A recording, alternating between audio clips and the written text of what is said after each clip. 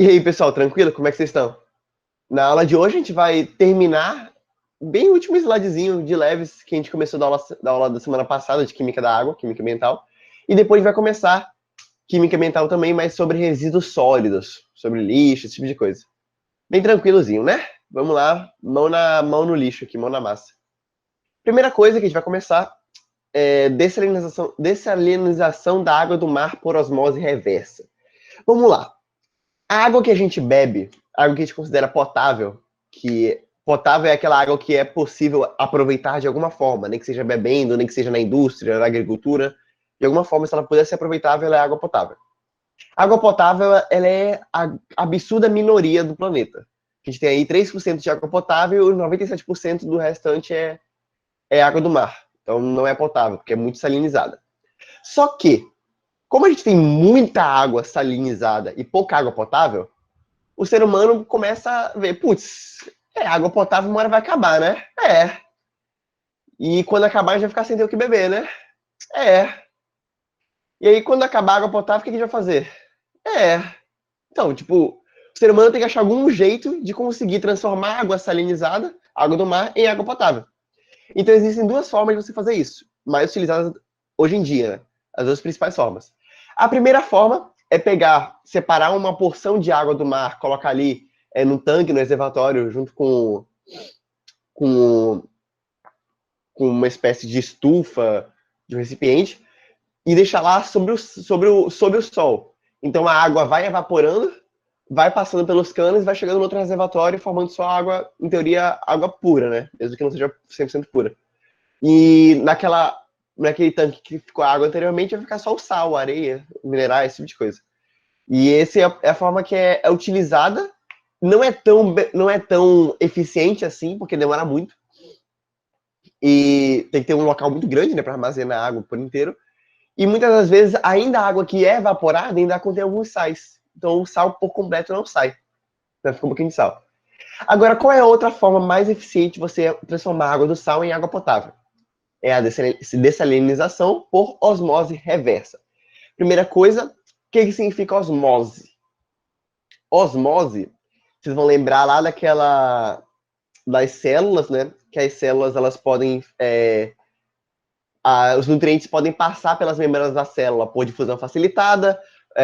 Vai me ajudar aí, galera. Por osmose e por difusão energética? É difusão facilitada, osmose e alguma outra difusão, eu acho.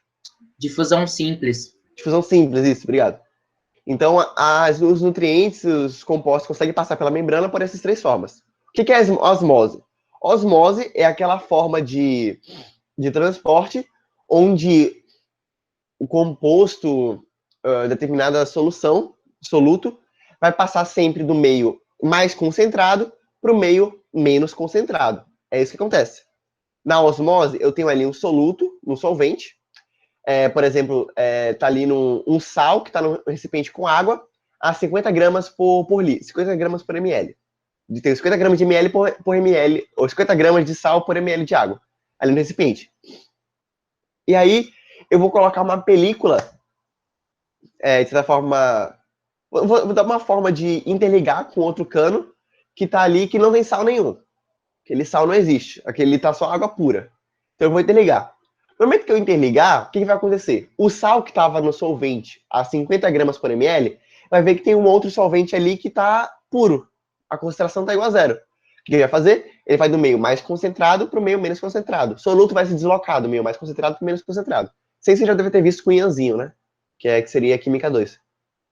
E Biologia também, provavelmente. Então, essa ideia de transportar do meio mais concentrado o soluto para o meio menos concentrado, de forma que os dois lados fiquem na mesma concentração, é a ideia de osmose. Então, aí nas células, a gente vai ter que muitas células vão desidratar e morrer por causa disso, outras vão explodir por causa disso, tem um nomezinho lá que eu esqueci qual é. Mas, enfim, osmose é isso. E o que significaria osmose reversa? Se osmose é ir do meio mais concentrado para o meio menos concentrado, osmose reversa é o quê? Alguém se arrisca a dizer? Essa coisa tão difícil de entender? Se na osmose o soluto está indo do meio mais concentrado para o menos concentrado, na osmose reversa, Ele vai para o menos concentrado para o mais concentrado. Exatamente. Ele vai do menos concentrado para o mais concentrado. É isso que é a osmose reversa. Só que, Pita, tá. A pressão osmótica que faz com que ele vá do mais concentrado para o menos concentrado tem a ver com toda aquela questão da diluição natural. Sempre vai ser aquela que vai ficar a menos diluída. A que estiver mais concentrada é a que vai tentar se liberar desse soluto que está ali, enchendo o saco, apertando a cabeça dela. Então, como é que vai acontecer essa pressão reversa, essa pressão osmótica do lado contrário? Basicamente, você vai exercer uma pressão maior do que a pressão osmótica. Você vai fazer com que haja uma pressão em teoria, na direção da água que ela deveria ir, de forma que aquela pressão seja muito forte e que a pressão osmótica não consiga barrar essa pressão. Então, basicamente, você vai fazer uma pressão no recipiente, de forma que essa pressão que você está fazendo é maior que a pressão osmótica. E você vai separar os dois recipientes entre água pura e água contaminada por uma membrana semipermeável, como se fosse aquela membrana plasmática da célula mesmo, uma membrana semipermeável. E aí, como vai estar tendo essa pressãozinha, o soluto não vai conseguir ir do meio mais concentrado para o menos concentrado. Vai acontecer o contrário. Ele vai do menos concentrado para o mais concentrado. Através dessa membrana. Pita, por que essa pressão, se eu fizer ali no recipiente que está contaminado, vai impedir com que a água vá na direção certa? Basicamente, quando tem uma pressão muito grande, é como se a água tentasse fugir e ela não conseguisse porque o soluto está tudo preso ali, ó. Tá vendo esse desenhozinho, ó? O que eu tenho? Eu tenho água contaminada, que seria água com sal, e uma membrana semipermeável e água pura. Essa membrana semipermeável, ela impede que o soluto passe. O soluto não passa por essa membrana. Não adianta, o soluto não vai passar. Não adianta, desiste. O soluto não vai passar por essa membrana. Então, se eu deixasse essa membrana aqui, sem fazer nenhuma pressão, o soluto não ia passar. Então, quando eu faço essa pressão, eu tenho que essa pressão vai ser maior que a pressão osmótica, ou seja, a força que o soluto passaria. A pressão osmótica é a força que faria com que o soluto passasse por essa membrana. Então, essa pressão que eu vou fazer vai ser maior.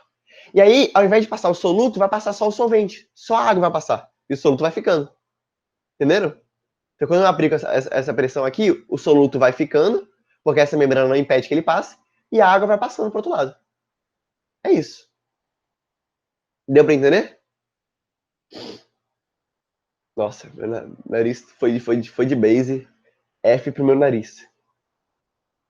Beleza? Alguém ficou com dúvidas aqui ainda em algum momento? Eu acho meio complicado entender como é que essa pressão funciona, mas eu acho que isso aqui é algo muito mais físico do que químico. É meio difícil de pegar assim, como é que essa pressão, como é que o solvente passa e o soluto não passa nessa membrana? Então, eu não sei explicar como que o solvente passa e o soluto não passa. Só sei que isso acontece. Tá bom? Beleza. Vamos lá então. Resíduos sólidos. A gente vai começar a trabalhar basicamente sobre o quê? A gente vai trabalhar sobre o lixo. Resíduos sólidos é nada mais nada menos que o lixo. A gente viu a água ainda agora, que é como se fossem os resíduos líquidos, né? Que tem a estação de tratamento, do esgoto, etc. E agora a gente vai trabalhar dos resíduos sólidos, que é o lixo que a gente conhece no geral. Então, o que é resíduo sólido? É todo aquele composto que é descartado, seja na natureza, seja no lixão, etc., após o uso, ou após ou derivado da produção de outros compostos. Pode ser a partir da produção de alguma coisa que você jogou outra coisa fora. Você gastou aquela coisa para ser feita. E os resíduos sólidos podem ser domiciliares, industriais, agropecuários, referentes à mineração, são bem delimitados. E também são classificados quanto à periculosidade, ou seja, ao perigo que eles representam. Que vão ser aqueles que podem representar algum problema, algum risco à saúde pública ou ao meio ambiente, e aqueles que não podem apresentar de forma alguma.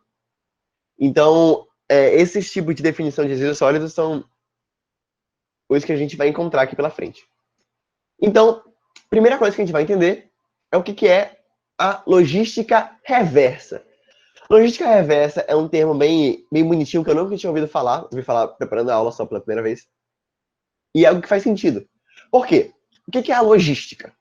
Logística é o ato de você meio que transportar, de você distribuir, o ato de você organizar uma rede de transportes, uma rede de funcionamento, de execução.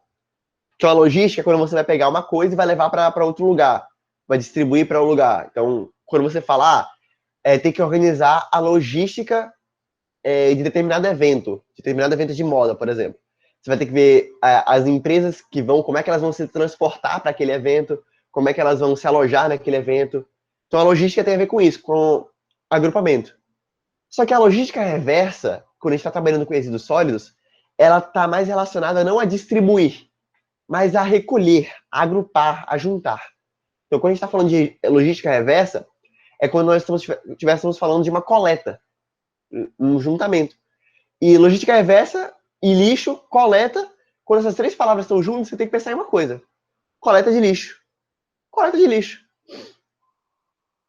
A coleta de lixo sistematizada é uma forma de uma logística reversa, onde você vai organizar o lixo que você vai receber em determinadas categorias, a fim de facilitar o esquema geral da contenção do armazenamento do lixo. Beleza? Então, logística reversa é um termo que aparece bastante ali em algumas provinhas. Eu nunca tinha ouvido falar, mas os textos falam bastante. Às vezes você só passa o olho e não percebe o que significa. Mas é um termo bem, bem crucial. E aí, os lixos podem ser, basicamente, dois tipos. Podem ser resíduos perigosos, como agrotóxicos, eletroeletrônicos. Nesse caso, vai pilha, vai computador, vai tudo que pode causar uma combustão elétrica. Pneus, que são tóxicos ao ponto de serem inflamáveis, resíduos industriais, que podem ser tóxicos para o ser humano, e hospitalares, aquela seringa usada, luva, esse tipo de coisa.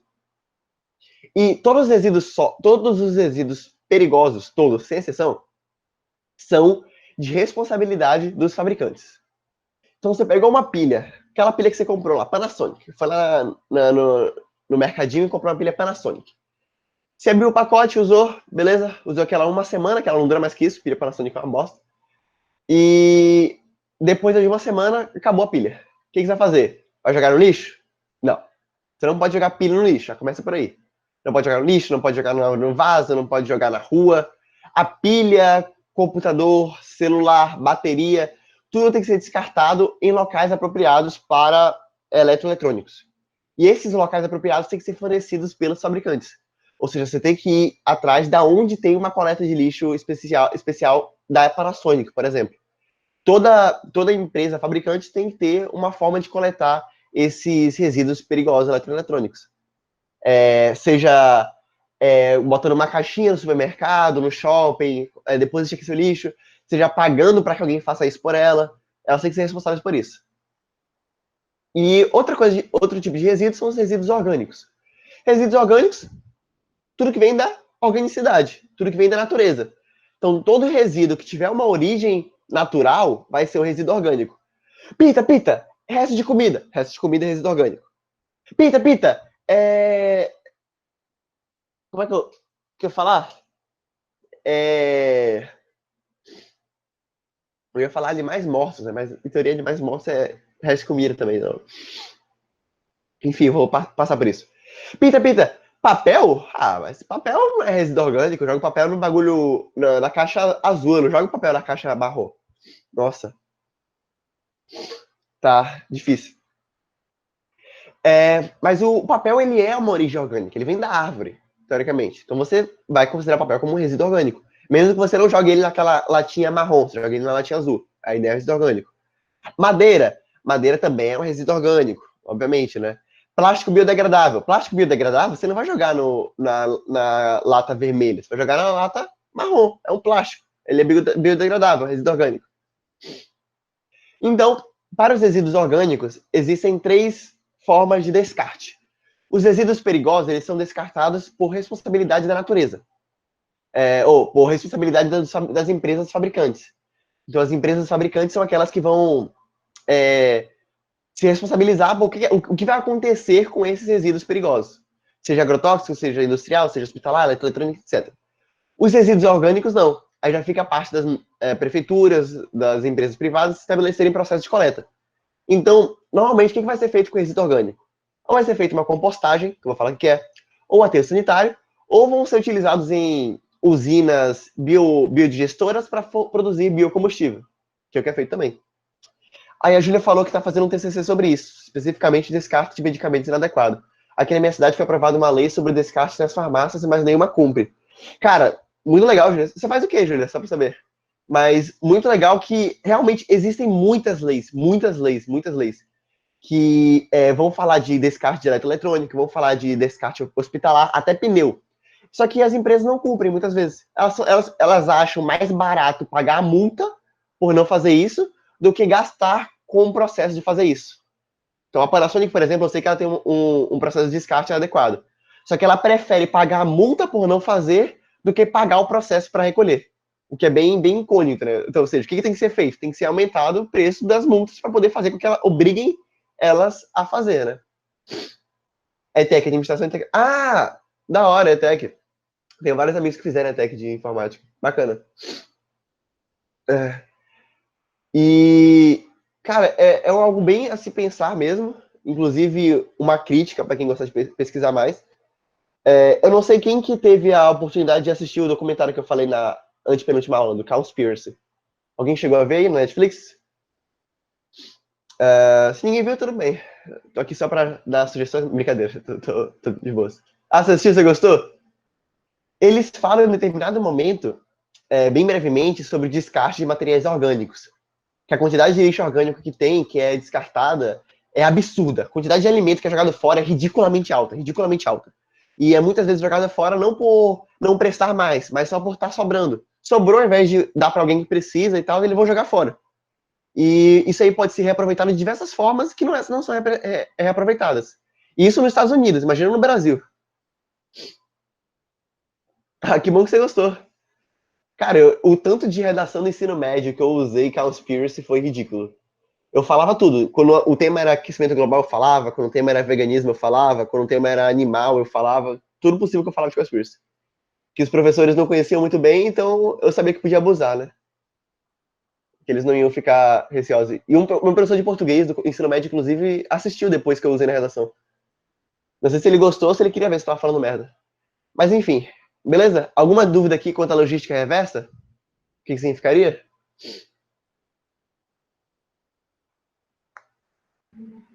O Peter, então logística mesmo seria esse modo de transportar, organizar, e reversa é agrupar, que você falou. É isso. Isso. A coleta seletiva de lixo é uma forma de logística reversa. Você está coletando o lixo ali. Beleza? Ah, tá, beleza. Pera aí. Aí agora a compostagem. Compostagem é uma das formas de destinação do resíduos orgânicos, que é uma forma de reaproveitar aquele lixo orgânico que é feito. Ou você acha que o resto de casca de banana, casca de maçã, casca de melancia, etc. Tudo isso que vai para o lixo comum, na minha cidade, por exemplo, em Manaus, que não tem uma usina de compostagem muito grande, tudo isso é só jogado no lixo de qualquer jeito, aterro sanitário, na verdade, mas tudo isso poderia ser reaproveitado de uma forma mais útil, sem ser aterro sanitário. Que forma útil é essa? É a compostagem. Toda aquela matéria orgânica, ela pode ser utilizada como biomassa, uma forma de produção de biomassa, para gerar adubo orgânico, para utilizar nas plantações.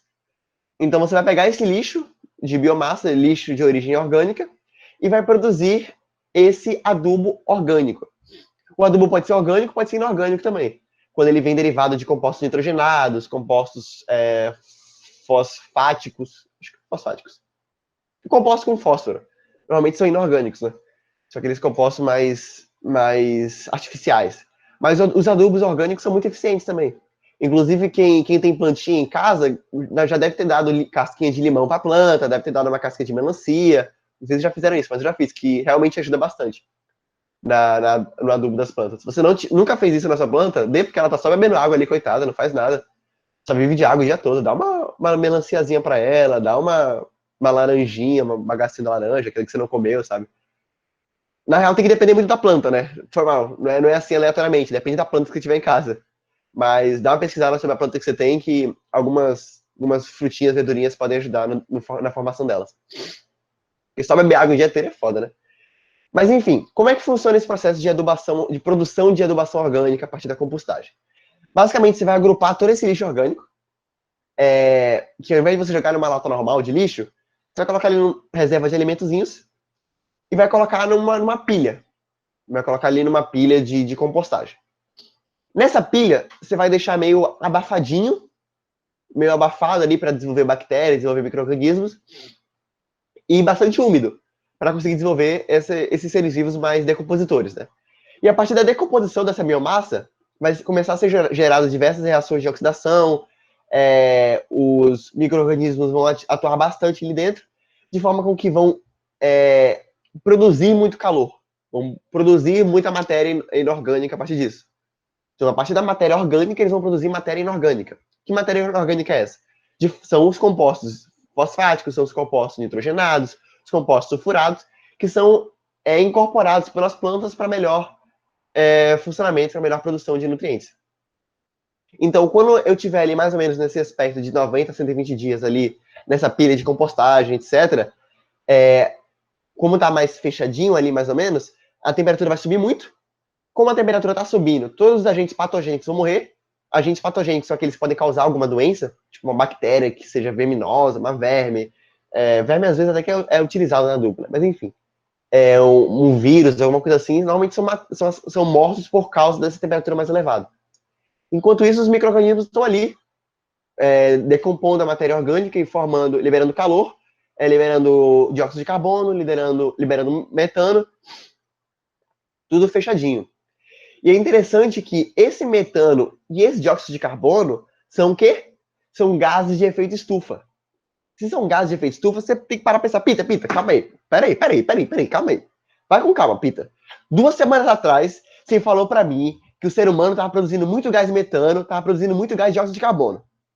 Isso aí estava prejudicando a temperatura do nosso planeta. Estava intensificando o aquecimento global, intensificando o efeito estufa e criando o aquecimento global. E agora você vem falar para mim, para eu fazer um processo que vai liberar gás metano e vai liberar gás de dióxido de carbono? Porra, Pita, para aí, né, velho? Vamos com calma. Você escolhe um ou outro. Então, para. Normalmente, essas usinas de compostagem, que são usinas gigantes de compostagem que acumulam lixos orgânicos absurdos, elas têm um processo de drenagem dos gases de efeito estufa. Então, o gás metano e o gás de dióxido de carbono não são simplesmente liberados na atmosfera feito loucos. Eles vão ser puxados ali na parte de baixo das pilhas de compostagem e utilizados normalmente em usinas biodigestoras. São usinas que usam esses gases para produzir energia. Então, normalmente você vai ver ali numa usina de compostagem um geradorzinho, um gerador para fazer a usina funcionar, né, com certeza, e pegando esse gás metano e queimando. Queimando o gás metano, você aproveita isso para produzir energia e você libera um gás, que é o dióxido de carbono, que é menos tóxico que o gás metano. E, teoricamente, como você está produzindo energia para fazer mais disso, é um ciclo que se renova. Então, você normalmente vai produzir energia e vai plantar mais plantas também, para poder renovar o ciclo. Então, teoricamente, é aquele ciclo fechado que a gente aprendeu na aula de aquecimento global. Beleza? Então, esse metano, esse dióxido de carbono, não é jogado loucamente na atmosfera. Ô, festa na favela. Não é assim, calma aí. É algo controladinho, essas usinas de compostagem. Agora, qual é a vantagem de fazer essas usinas de compostagem? Basicamente, você vai ter menos resíduos sólidos, que são os resíduos orgânicos, nos aterros sanitários. Para quem já viu a Avenida Brasil, aquele lixão a céu aberto que era retratado na Avenida Brasil. Antigamente era para ser um aterro sanitário ali no Rio de Janeiro, aí foi deixando de lado e virou só um lixão gigante a céu aberto. Eu esqueci o nome do lixão, se alguém lembrar e alguém for no veleiro, tem um nome específico que existe mesmo aquele lixão lá. Mas era aterro sanitário. Que a gente vai ver depois também o que é o aterro sanitário, né? Mas enfim. Indo menos lixo para... o lixão da Mãe Lucida, ele é inspirado em um aterro sanitário que foi construído no Rio de Janeiro e foi deixado de lado. É a mesma coisa também com a Ilha do Lixo, que teve lá no Rio de Janeiro também. Ou foi São Paulo, a Ilha do Lixo? Não lembro. Enfim. Então, todo esse lixo, esse material orgânico que iria para os aterros sanitários, ou então que iria para os lixões a céu aberto, vão para essa compostagem que vai ser reaproveitada de uma forma bonitinha. E aí você produz um adubo orgânico eficiente, seja, algo que pode ser utilizado na plantação de boas. Inclusive, adubo orgânico é algo que você pode fazer em casa com o resto de comida. Você que tem muitas plantas em casa, você pode fazer adubo orgânico ali. Claro, não é um tamanho, uma proporção absurda e leva de 90 a 120 dias. Então é algo bem demoradinho. Mas se você procurar na internet, existem vários jeitos, várias pessoas explicando no YouTube como fazer um adubo orgânico eficiente e seguro. Sei que produza muitos gases, agentes patogênicos, etc. Esses adubos que são orgânicos, eles podem ser feitos em casa, mas tem que ter uma certa proteção considerada, né? Não pode ser feito de qualquer jeito, né? Então, se alguém for fazer adubo em casa, aí dá uma olhada na internet que tem vídeo legal sobre isso, bem segurinho aí. Aí a Júlia falou que tem um aterro sanitário na mãe dela, na cidade dela. Misturei as mensagens. Maior da América Latina. Não conheço, não tenho nem ideia. O daqui de Manaus, que fica no interior, é um aterro sanitário muito grande. Fui lá numa escola do colégio, numa excursão do colégio uma vez. É gigante, tipo, é absurdamente grande. Parece, tipo, de uma ponta a outra, como se fosse a Avenida Paulista, só que só de lixo. Muitas camadas de altura, né? Enfim. E a outra vantagem é que não produz grande volume de gases de efeito estufa também. E mesmo que produza gases de efeito estufa, esses gases são reaproveitados na própria usina biodigestora que tiver ali dentro da usina de compostagem. Beleza? Agora sim, aterro sanitário. Aqui, ó. Um aterro sanitário é um bagulho gigante, gigante, absurdamente grande. Absurdamente grande. É como se fosse ali um equivalente a, não sei, uns 100 campos de futebol, eu acho. Com várias alturazinhas. O que você vai fazer? Nesse aterro sanitário é onde são deslocados todos os resíduos sólidos que não forem perigosos e nem reaproveitáveis. O que isso quer dizer? Que aqueles resíduos sólidos perigosos que a gente falou, hospitalares, eletroeletrônicos, não podem vir para cá. E aqueles não reaproveitáveis podem vir para cá, mas recomenda-se que eles sejam enviados para usinas de reciclagem, certo? Você pode ser aproveitável, vamos reaproveitar. Mas, na maior parte das cidades que tem aterro sanitário, como aqui em Manaus, a coleta seletiva não é eficiente. No Brasil, a coleta seletiva não é muito eficiente. Acho que São Paulo é até muito melhor que Manaus. Mas o pessoal tá cagando. Não há divisão de lixo reciclável para não reciclável. Aqui na minha casa nem tem coleta de lixo reciclável. É só o lixão que passa normalmente, o lixeiro. Então, acaba indo tudo para cá. E como a população é meio ignorante, não no aspecto de ser burra, mas no aspecto de não conhecer mesmo, porque não é divulgado, mas burra também, né? Sejamos convenientes. Eles descartam qualquer coisa. Você pega no lixo ali, na sacola de casa, você bota pilha, você bota seringa, você bota algodão, absorvente menstruado, joga tudo no mesmo saco. Dane-se, não interessa. Bota tudo no mesmo saco, bota no caminhão do lixo. O caminhão do lixo vai fazer o que com isso? Se tiver um aterro sanitário na sua cidade, vai mandar para aterro sanitário. Tá nem aí o que aconteceu. Pessoal, o caminhão do lixo, a própria coleta da cidade é ineficiente nesse aspecto. E pior ainda são as cidades que não têm aterro sanitário e vai tudo para um lixão público. Porque aí no lixão vai ter catadores que vão estar mexendo com aquele lixo direto, vão estar revirando lixo, vão ter animais ali ao ar livre. Então é algo bem complicado. O problema mesmo é a ausência de coleta seletiva. Não adianta ter um aterro sanitário e não ter uma coleta seletiva eficiente. É algo completamente desproporcional à necessidade, né? Mas enfim, como é que funciona um aterro sanitário de uma forma geral? Basicamente, você pega o lixo que você coletou, o caminhão do lixo chega lá, para lá, joga o lixo todo no chão. Aí, quando joga o lixo no chão, joga uma camada de terra, areia, argila, bota por cima também uma camada ali de plástico impermeável para não sair os gases que vão sair dali, não sair os líquidos, etc. E faz meio como se fosse um montinho, uma camada de lixo ali bonitinha, sabe? Uma camada de bolo, vai botando ali. E é isso. Aí vem mais lixo, bota por cima daquele, bota outra camada de terra, outra camada de argila, aí bota mais uma camada de plástico impermeável por cima, de piche, e bota outra camada de lixo depois por cima, e vai assim, vai construindo montinhos. Assim que você não aterro sanitário. Você vai aterrando o lixo até que o lixo suma por vez, até que o lixo resolva desaparecer. E quanto tempo demora isso? Bom, pode demorar 50 anos, pode demorar 1000 anos, pode demorar 5000 anos. O que acontece é que o pessoal vai jogando lixo ali dentro até acabar com o aterro sanitário, ter sido desativado. E quando o aterro sanitário é desativado, ele não pode ser utilizado normalmente para atividades humanas. Você vai usar aquele aterro antigo para plantar árvores, vegetações, mas que não sejam reaproveitá-las por nós, mas só para tentar dar uma amenizada no ambiente, né? Você vai plantar um ecossistema ali para ver se ele se renova de alguma forma. Só que vocês sabem que lixo tem o cheiro ruim, certo? Esse cheiro ruim é provocado pela decomposição dos materiais orgânicos que tem ali. E como a coleta seletiva não é eficiente, ou seja, como tem muito material orgânico ainda nos lixos, vai produzir muito gás metano a partir da decomposição. E também vai produzir aquele suquinho, sabe aquele suquinho que fica na caçamba do lixão? Aquele suquinho que você olha pingando ali quando o lixão vai passando? Vai pingando aquele suquinho na parte de trás do caminhão? Suquinho meio esverdeado, amareladozinho, sabe qual é? Nunca tomaram o suquinho que vem do lixão, não? Pô, vocês nunca tomaram o suquinho do caminhão de lixo, não tiveram infância. Pô, Leandro, você não teve infância, cara. Aquele suquinho é o chorume. O chorume é um líquido resultante da decomposição do lixo, né? De certa forma. E quando você tem esse aterro sanitário, com certeza você vai ter formação de chorume e de gás metano.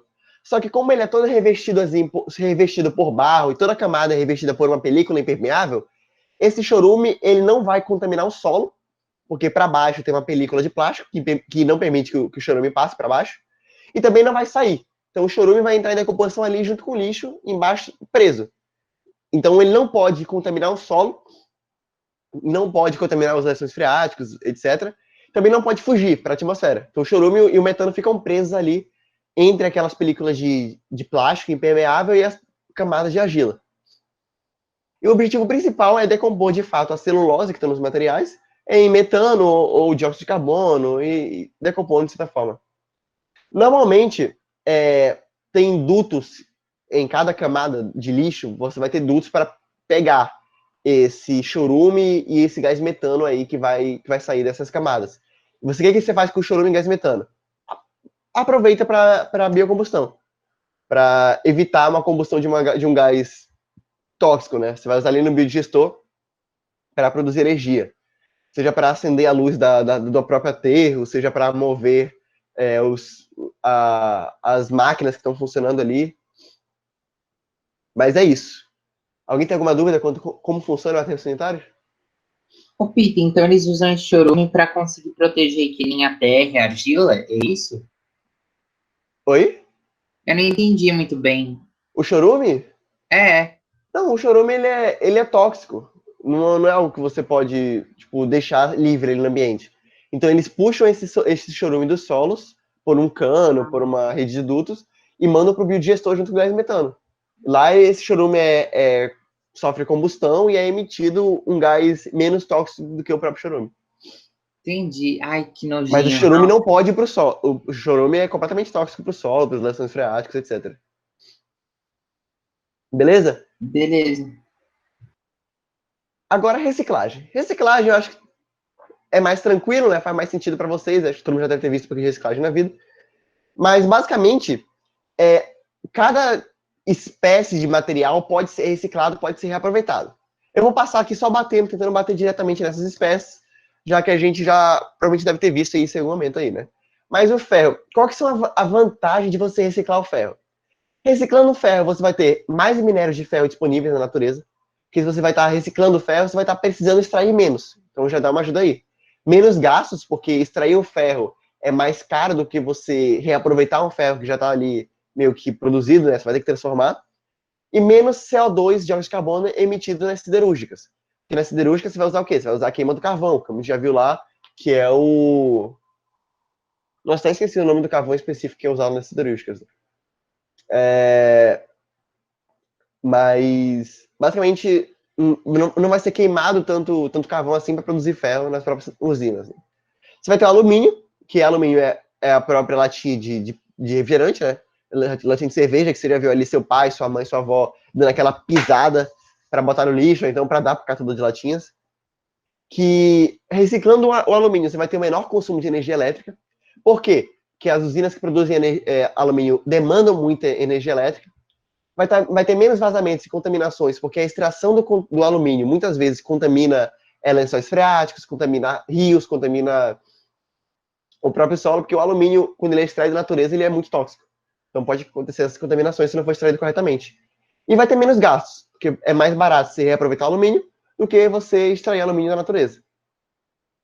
Outra vantagem, o papelão, ou papel, né? Vai ser menos gastos com água, combustível e eletricidade, porque para extrair a madeira, para transformar a madeira em papel ou em papelão, você vai gastar muita água, você vai gastar muito combustível, muita eletricidade. Vai diminuir a quantidade de árvores e vai ter menos emissão de CO2, justamente porque você não vai ter a combustão da madeira para transformar em papel, que é tipo, feito de certa forma, e vai diminuir também a corte de árvores, né? Pita, mas o papel reciclável ele é mais caro de comprar do que o papel normal. Infelizmente a gente não encontrou uma maneira de reciclar o papel de forma que fique mais barato. Mas quanto ao meio ambiente, você pode dizer que só tem vantagens, né? Agora, quanto ao bolso é outra história. Ah, não, mas tem uma teoria que fala que para fazer um papel reciclável você gasta mais água do que para fazer o papel normal. Só que essa teoria, ela não é errada, mas ela é meio que distorcida. Porque no momento que você faz o papel, você gasta água também, o papel normal. Só que as pessoas esquecem da água que usam para fazer as árvores crescerem. Então, tipo, ainda que você use água para fazer o papel reciclável, a água que você usa para reciclar o papel é inferior à quantidade de água que você usa para fazer o papel, mais a água que você usa para a árvore crescer. Normalmente, quando a pessoa pensa em fazer o papel, ela vai pensar só naquela água que usa para o papel ser formado, o papel artificial, né? Aquele papel branco normal. Que comparado ao papel orgânico, papel reciclável, com certeza é muito inferior à quantidade de água. Mas a água que a própria árvore utiliza é 1000 vezes maior. Então, é algo a se pensar aí na hora de criticar isso. Beleza? Outra coisa, vidro. Vidro tem uma decomposição lenta. Então, reutilizar é muito melhor do que você ficar jogando na natureza. O vidro demora anos e anos para ser decomposto. Então, sempre é bom você tentar dar aquela reutilizada, né? E o vidro pode ser reutilizado infinitamente. Você pode derreter o vidro, aí você derrete o vidro, aí você faz outra garrafa de vidro. Aí você pega a garrafa de vidro, usa a garrafa de vidro, quebra a garrafa de vidro, transforma em estilhaço, derrete, transforma em outra garrafa de vidro. Reutilizando assim infinitamente, você vai ficar de boas. É mais barato você fazer essa reutilização do que transformar areia em vidro, silício, etc. Plásticos, polímeros, termoplásticos. O que é plástico? Plástico é aquele polímero termoplástico. Plástica, quando você vai fazer a plástica na cirurgia, o que é? Você vai moldar a sua cara, né? Cirurgia plástica é aquela que você vai modificar, vai alterar. Então, polímero termoplástico é aquele polímero que pode ser alterado pela temperatura. Você eleva a temperatura ali daquele polímero, você consegue moldá-lo da forma que você quiser. Isso aí é o plástico. Ele é plástico, ele é moldável. E o plástico, que são esses polímeros, eles têm uma decomposição lenta. Então, reutilizar é bem melhor do que você deixar jogado na natureza. E pode reutilizar quase infinitamente. Em algum momento ali, vai começar a ficar mais frágil. Você pode ver que às vezes tem uma garrafa que está um pouquinho mais mole. Aquela garrafa ali já está meio que no término da vida útil reciclável dela. Que é o que acontece algumas vezes com algumas garrafas plásticas. De refrigerante, de detergente, etc. E a gente tem também os polímeros termofísicos. Se termoplástico é aquilo que você pode moldar, termofísico é aquilo que você não pode moldar. Termoplástico é aqueles polímeros que você vai formar um polímero, vai aquecer a temperatura e vai mudar. Termofísico, você pode aumentar a temperatura o quanto quiser e não vai mudar o molde, o formato daquele polímero. E são muito inflamáveis, então é perigoso ser descartado de qualquer forma. Que principalmente que eles têm os pneus de carro, né? Pneu, aquelas borracha também, é um polímero termofísico, de certa forma. Tem uma moldagem um pouco mais difícil, então recomenda-se muito que você triture ao invés de jogar fora, para poder diminuir o espaço que ele ocupa. E também reciclar, você vai emitir menos CO2, já que o que acontece com os pneus? Você deve ter visto aí que normalmente taca fogo no pneu para sumir com ele, né? Só que nessa de tacar fogo vai fazer o quê? Emitir muito dióxido de carbono, vai foder com a natureza inteira. Pilha. Pilha a gente já sabe que não pode jogar pilha em qualquer lugar, porque ela é uma coisa tóxica, né? Ela decomposta ali, vai dar um monte de ácido sulfúrico, ácido clorídrico, ácido fosfórico, todo tipo de ácido vai ser decomposto ali da pilha, vai contaminar o solo. Só que Só que a pilha é interessante. A pilha normal, pilha Panasonic, ela até pode ir para os aterros. Por que ela pode até ir para os aterros? Porque ela tem poucos metais pesados. Ela vai ter muito ácido, mas vai ter poucos metais pesados. Então, como eu falei naquela lá, como vai ter aquela película de impermeável, esses ácidos não vão chegar no solo. E esses metais pesados não vão conseguir contaminar ali a região também. Mas a prioridade é o quê? A prioridade é usar pilhas carregáveis, que aí é uma forma de reciclagem, né? E também eu tenho baterias. Baterias, por outro lado, não. Baterias não podem ser utilizadas em locais aterros sanitários porque elas têm muitos metais pesados, sim. Então as baterias já são mais complicadas. Bateria de carro, bateria de celular, por exemplo, já é mais difícil de usar. E os metais pesados, eles são bons de reciclar porque vai evitar a contaminação do solo por bioacumulativos. Bioacumulativos é contaminar o solo com metais pesados, com muitos compostos que são prejudiciais. Que bioacumulativos são esses? Chumbo, mercúrio, cádmio, etc. E reaproveitando esses metais pesados, você vai ter menos gasto com novos produtos. Você vai usar menos, vai ter que extrair menos para poder conseguir mais, já que você vai estar reutilizando, né? Resíduos nucleares. Para fechar a aula de hoje, resíduos nucleares basicamente são aqueles restos das usinas nucleares de energia que vão ficar sobrando. Quando você aquece a água para fazer girar a bombina, etc., de certa forma vão ter resíduos nucleares que vão ser lixo. O que você faz com esses resíduos nucleares? Você não vai fazer que nem o Sr. Burns e jogar no rio, ou então jogar no lago. Não pode, é proibido por lei, né? Na época da Segunda Guerra Mundial não se sabia disso. Então a Inglaterra jogou muito resíduo nuclear no fundo do oceano. A Rússia, os Estados Unidos enterrou em desertos. Existem desertos nos Estados Unidos que não conseguem crescer uma grama de fungo de tanto de resíduo nuclear que tem no fundo. Lá no deserto do Atacama tem muito resíduo nuclear. Nos Estados Unidos tem outros desertos com resíduo nuclear pra caramba também. Enfim. Só que o que acontece? Basicamente, a forma mais adequada de você guardar os resíduos nucleares é você criar estruturas embaixo da terra que sejam impermeáveis, não tenham contato nenhum com o solo, sejam estruturas individuais, artificiais, e deixar o resíduo nuclear lá. Deixa o cara lá, velho. Deixa ele lá. Por quanto tempo, Pita? Até você esquecer que ele tá lá, velho. Deixa ele lá, vai passar ano, o ser humano vai morrer, o resíduo nuclear vai estar lá. Porque resíduo nuclear, a gente já viu lá naquela aula de propriedades nucleares, né, de compostos nucleares, que ele vai ter aquela meia-vida útil dele. Ele vai se decompondo, vai emitindo radiações, até que ele some de uma vez por todas, né? Mas isso daí demora muito tempo. Então, para isso, você tem que deixar ele lá, emitindo radiação nesses túneis gigantes aqui, por exemplo, que uma hora ele vai parar de emitir radiação e vai deixar de ser tóxico.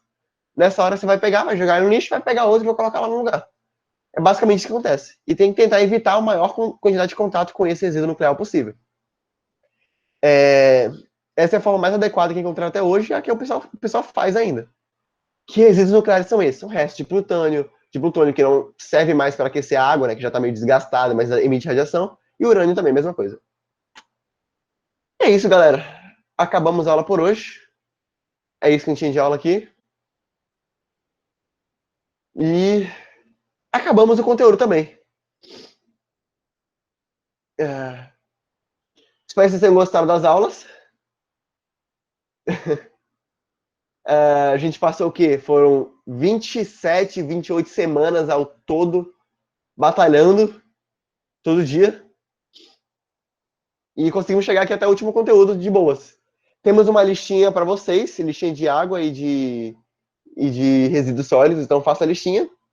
Tem bastante questão, mas como sempre, priorizem os exercícios propostos nessas questões, que são bem de boas, são bem legais esses propostos. E a gente se vê semana que vem com a revisão. Vai começar a revisão semana que vem. E para isso eu tenho um favor a pedir para vocês. O Ian fez um questionário bonitinho. A equipe de química é perfeita, né? Fazer o quê? O Ian preparou um questionário para tirar dúvidas. Já vi que algumas pessoas já mandaram as dúvidas de vocês lá. Então, entre no link do questionário, que eu acho que está no Facebook e está também no grupo do WhatsApp. E responda o questionário com as dúvidas de vocês. Que aí, a partir da semana que vem, eu já vou começar a tratar de algumas dúvidas. Não vou chegar tão pesado assim, já que a gente tem mais ou menos umas 5, 6 semanas de aula.